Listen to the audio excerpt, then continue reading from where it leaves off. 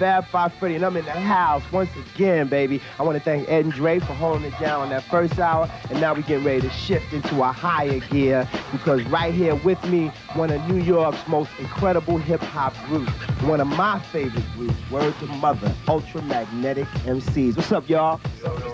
Everything is cool, everything is cool. Yo, let's start off getting the name check so everybody around the country, around the globe, whatever, make sure everybody know who everybody is in Ultra. Yeah, I'm the madman on the 1 and 2, DJ Mo Love. Yeah. TR, the Funk Igniter, in your dome, yo. Here we go. What's up, my name is Set G. Set G in the house. MX 1 2 Cool Keith. Papa Lodge. Cool Keith, Papa Lodge. Now, you know, in the hip-hop game, there's all different kinds of flavors out there right about now. A little something for everybody, but there's certain groups that become the favorite group of artists, like a rapper's rap, and Ultramagnetic represent that. Let's start off with finding out like how this whole Ultramagnetic thing started up. Right.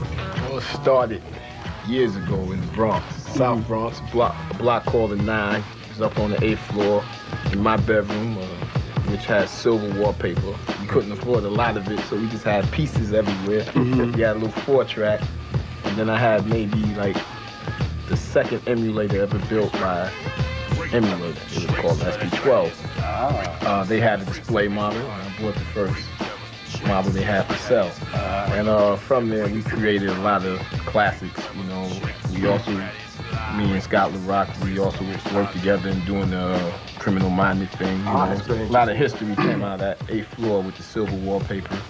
But wait a minute, let's just make sure the audience knows the SB12 is like, I don't know how, I mean, just try to tell the audience how important that is to the making of hip-hop music.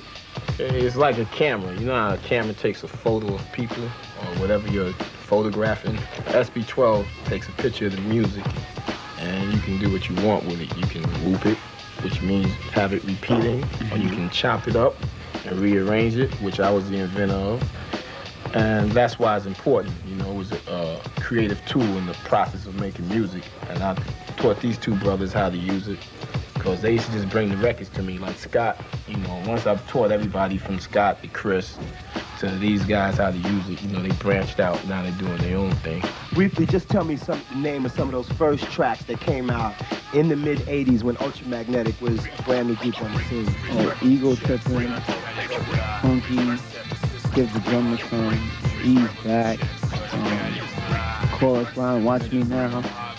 Those are big 12-inch hits, you know. Humongous records on the scene on the East Coast here, and lyrically, they were the first group that was talking about things that made you, it was like another level to their lyrics, kind of like on that poetic thing. To refreshing them out there, Fab, it was like the abstract thing came from us originally. Like I taught like a lot of groups out there the abstract thing. You know, everybody out there who say they're abstract is not abstract. Because we can make a record that people are still trying to learn today.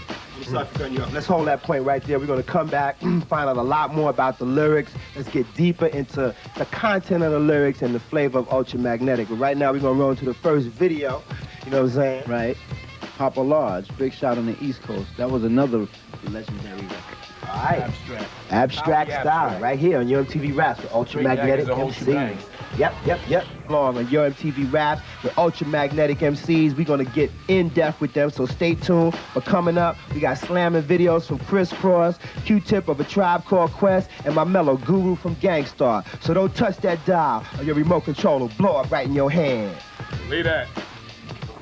In fact, Yo MTV Raps, the group right now, Ultramagnetic, we getting the full inside scoop from them. Their new album, which is out right now, The Four Horsemen. Check it, because it's flavorful. And we're talking about the Ultramagnetic style of MCing, which was a very important, groundbreaking, earth-shaking style of MCing that a lot of MCs have borrowed from the abstract style. You want to explain a little bit more about the lyrical content? Well, the lyrical content consists of is deep. We always been into our own thing, our own type of style, which, like you said, it guided a lot of groups. You know, we sprung people like De La, Tribe Called Quest. You know, you got the Far Side, you got Jungle Brothers, you got Diggable Planets. All those groups were like, it's it's like a family tree that comes from Ultramagnetic. True indeed. So it's kind of like Ultramagnetic, you know, at the same time maintaining that true B-boy flavor, definitely went a new direction. What was it like in the early days when Ultramagnetic, back when hip-hop was still more of a single-oriented business, when you guys dropped? I mean, what was the flavor like back then when the Ultramagnetic record was, you know, you listen to DJ Red Alert and Mr. Magic and that's all you heard? I mean, what was that flavor like for you guys? It was cool, because back then, like, when Seth and I was growing up, we used to go to the Quarters. That was like a popular hip-hop club in New York City. If you wasn't in the Quarters, you wasn't even in the scene, you know, but, then it wasn't really that much out because Run DMC was out, Houdini, everybody was still in that old school coming into the new school. Right. We are the pioneers of the new school, as if people didn't know, back in 86, 87, 88. It was only us, Eric B. and Rakim, and MC Shan. That's all you heard. That's all, that was it. PEs and everybody started emerging. Yep. But the thing with us was that when we dropped our flavor, it was like everybody at the time, every record was like, you can put it on, you can follow the record. Yeah. And you know, they go, yeah, I know what they're saying. Well, our stuff came on. See, what we did, me and Keith said, we said, okay, you got everybody out here, you got Run DMC, you got Houdini, you got this MC group, that MC group. We said, what can we do to be different? So Keith went back into his dark room, put his glasses on, and he came out of it with Ultramagnetic. Then we went to the next level. We said, the name was just so hard to say, and it's still hard to say for a lot of people, but it's common a little bit. So back then it was like, you couldn't even tell people. We used to be at concerts and they go, who y'all down with? And we could be like, Ultramagnetic. So we said, what can we do to make this name stick in? So that's how we came out with that Eagle Trip and that MC Ultra joint. MC Ultra. We was making like 3,000 every weekend on just that record here in New York. That record was major. See, back then we all did it from here. On the heart. We did it not just because of the dollars, we did it because if there wasn't dollars, we was gonna do it. So what you got now today is that somebody sitting at home, they might see Shabo come on, they go, I'm going Jamaican tomorrow. I can do that. He's a true regular. So then, would that be considered perpetrating in its classic sense? Yeah, Because a lot of people yeah, have kind of forgotten the aspect of that. Cold front. Cold front. place of perpetrating. All right, cool. Jamaican. Okay, cool. Well, we're going to roll into another video right now. We're going to get back more with Ultramagnetic, and this is something from Illegal. Young brothers. We get busy. You get busy, Illegal, on your MTV Raps, and more Ultra. MTV Raps is back in effect, y'all, with Fab Bob and Ultramagnetic MCs. You know what I'm saying? You better sit down and take out your notebooks, y'all, because you getting it raw, real, and direct. You know what? That's funny. I remember from back in the days, whenever I would hear your name, Ultramagnetic, I always got an image of, like, high-tech Japanese cartoons like Gigantor and Akira, because it just, you know, it was like, I remember it was at the same time when Transforming got popular, and it was like Transforming and Ultramagnetic, like some scientific, Ultramagnetic, like Prime, Optimus Prime, E equals MC, Omega Supreme, and Decepticons. Remember that was, which was actually a crew to catch a lot of wreck. They still trooping? Decepticons? All right, boy, you Brooklyn head. All right, well, look at here. Let's give them a little bit of that freestyle flavor, that abstract, hip-hop, poetic flavor that Ultramagnetic originated. Or like, say stuff like, dropping scientific matter pro for evidence, using scientific matter pro for evidence, leading positive beams of the average formulation, applied mechanically, maintainable, displayed, expressed by alternating. Microwave frequencies directly inorganic, operating logically, new developments, separate, accumulating, ambiguous thoughts, ambiguous. Oh, flow. Hold up, I gotta recollect myself. Ambiguous. He just made up something here. That's cool. It used to be like what? Using frequencies and data. But we used to be like using frequencies and data. I am approximate, leaving revolutions turning, emerging chemistry. And things like that, you know, just that off the head bug stuff, you know, that made you.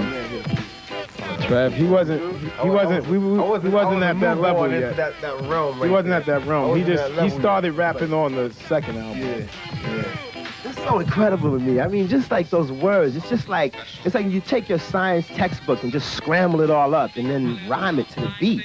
when you listen to that record, Ego Trippin', and like Freddy said, it took a lot of people a long time to find out that a lot of it wasn't rhymes. It wasn't, line for line wasn't rhymes. And up to that time, that was almost like a law that you had to rhyme every other cadence. It had to be a rhyme. And we took it and we put the flavor in where we weren't rhyming, but people couldn't actually catch it because it was flowing so smoothly. And that's what made it, different and made a lot of people say, wow. And it was dope. Like on a hot summer night, cruising through the projects, you'd hear Ultramagnetic coming out of Jeeps and everywhere, and it was an incredible experience. Yo, one of them Butthead and Beavis videos, right? Happy to do that. We just happy to have a video. Like, whatever. Hey, you like the little suits at the end? I don't know. You saw the aluminum foil? Did you catch the aluminum foil? Oh, man. Well, word Try up. to go out GQ at the end.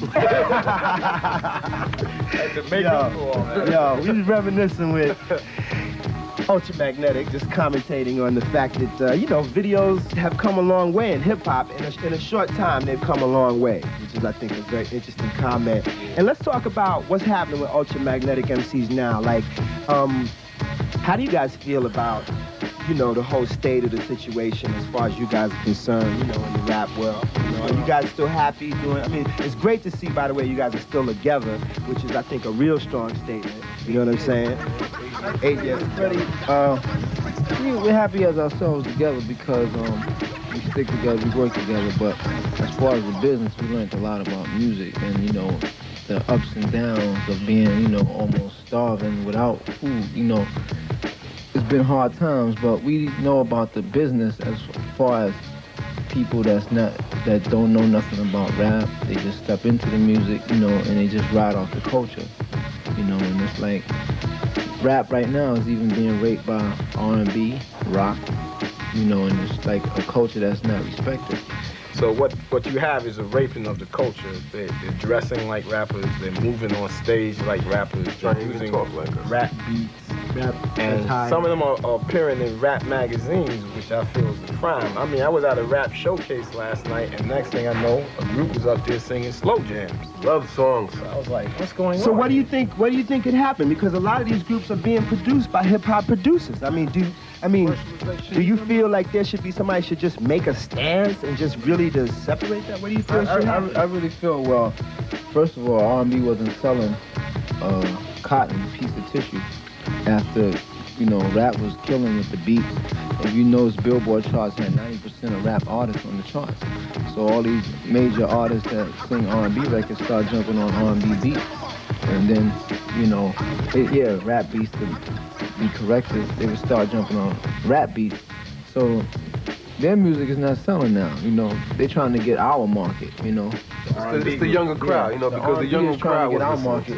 So they're trying to go out and buy baseball caps from the Bronx, Levi jackets, stuff that normal people wear in the projects and stuff, and wear that attire when they live in a nice little home up in the hills that don't even cause for that type of culture. So it's like called perpetrating. But to go back to what you were saying about our group, 8 years together, that's why we titled this third album, third LP, The Four Horsemen. There's a lot of meaning to that. The Four Horsemen are four brothers who've been together for a long time and seen the worst part of the business. So there's only the best remaining for us. Here you go. And it's in the album, and then there's an abstract meaning to the Four Horsemen. That's four human beings with very large human body, private body parts. That's the abstract meaning. Okay. The album's all that. Cool. Well, for all you ladies out there, that might be an extra reason for you to run out and buy that record. Body parts. For them abnormal body parts that these brothers is letting you know about. Spaceship. You know what I'm saying? Horseman. Yo, we gonna roll into another video right now. Something real fat. That's a new one from Crisscross. My people. Cool. They're representing. Let's roll into their new video. Delivery, pronunciation, looks, the way we dress, the way we put our shoes on, the way we eat, our characteristics mean a lot. A lot of groups don't have that signified attitude that we do. We're like stars in our own way. We don't get on records and try to take pictures with people, try to make records with other people. We keep a substantial based between ourselves. We don't go to industry parties, you know. I stay up in the Bronx. We all got homes uptown still, you know. We just regular down-to-earth people, and we just distinctive. That makes Ultramagnetic, you know. We don't care about what the next man is doing. We back, Yo MTV Raps, Ultramagnetic, you know what I'm saying? And right. We had in between that last segment, we had a munchie break, you know what I'm saying? Gotta get some grub on, You know, you had to get the grub on for sure, you know what I'm saying? Yeah, you know, we did it. Now we out here looking for the honeys. Ah, the honeys. Well, you know, that's one thing I want to say about Ultramagnetic and this whole hip-hop thing, you know what I'm saying? The things that seem to be really most important to me are creativity, originality, and longevity. It's right, what you're looking at is right here. It's obvious now that a lot of suckers can come out in this game and sell a couple of million records, but where are they now? You know what I'm saying? All eating Rice Krispies. Here we go, right? It's in the ghetto, baby. That's really what it's all about. You know what I'm saying? That's where that love starts. You know, they scared to go to the Bronx to, you know, go to little parties at Bambaataa Kids. You know that. A lot of brothers say they're down to Zulu Nation, but they don't come to the parties. You know that. That's true indeed. That's true indeed. And you know, I look at it like this. A lot of artists, they look at the record business for their sales and everything. I look at it like this. I gained something a lot of people could never say they got. I have credibility. You know, when I go around my way, when I go anywhere in the ghetto, anywhere in the state, people look at me and they say, he's true. You know, a lot of artists don't have that. True to the game, baby, is what it's really coming down to after about 15 years of hip-hop, you know what I'm saying? Still going up against mad pressure, you know, but still knocking suckers out the box, because the cream will always rise. You know what I'm saying? That's why we flowing. Yeah. Originality makes us. Here we go. So, yo, we gonna roll on right now, but before we do that, I want to thank y'all, you know what I'm saying? Getting together, you know what I'm saying? Definitely. Pleasure. Word up. My man. The DJ over here, he been on the quiet tip, and he's in effect. What's up to Brooklyn, You know what I'm saying? Word This up. is like some old Bronx thing anyway. I'm feeling like this old Bronx shit right now. I'm gonna tell you the truth. You know what I'm saying? It's jumping off. Somebody's getting beat. And, you know, speaking of beat, we gonna beep into that new video y'all got out. Two brothers with checks. Two brothers with checks, y'all. Caddy is fly. San Francisco. Already. Yeah. Check it out. And yo, TV Raps. And yo, we gonna be out of here. And next week, tune in, baby. More flavor. We out of here.